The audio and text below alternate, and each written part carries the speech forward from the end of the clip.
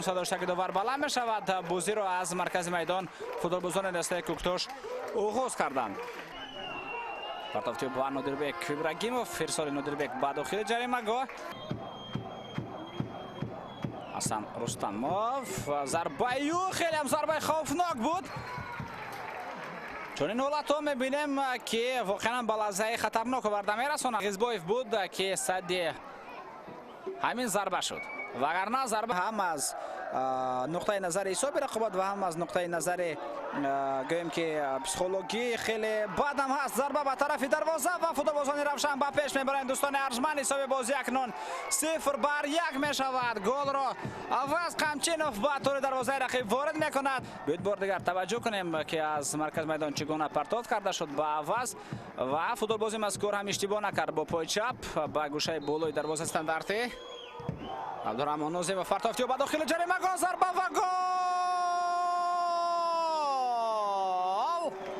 باز هم وضعیت استانداردی را با گل انجام میدهند فوتبالبازان دسته روشن و عین نوبت حسن درست جریمه گاه کوکتاش دیدیم و بعد از پرتافت خوبی انجام داده عبدالرحمن نوزیموف توانست کاپیتان دسته روشن توپ را به دروازه پرتافت با داخل جریمه گاه. امکانیت گلزنی، ضربه و گل سوم در بازی امروز دوستان ارجمند. در نتیجه وضعیت استانداردی فوتبالبازان کوکتاش هم با زدن گل دست مییابند. توجه میکنیم بار دیگر با سر ضربه زد. دفاعگران اینجا تنها فوتبال تماشا کردند.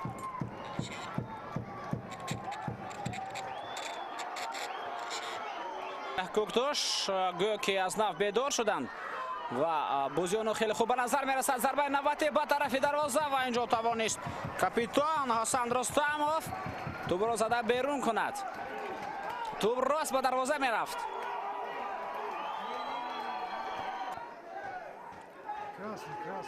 کارت زرد دوم نشان داده می شود و فوتبالبازی دسته کوکتاش و از میدان رانده می شود. این علی جانوف می باشد دوستان ارجمند که در نتیجه دو کارت زرد گرفتن از میدان رانده شد.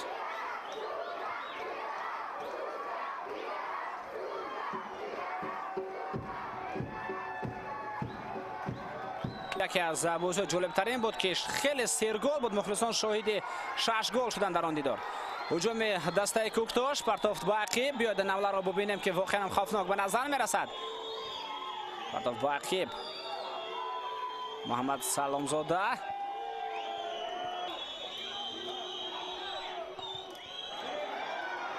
حمله خوفناک دسته روشن. این بهترین وضعیت گلزنی است برای فوتبالبازان شهر کلوب.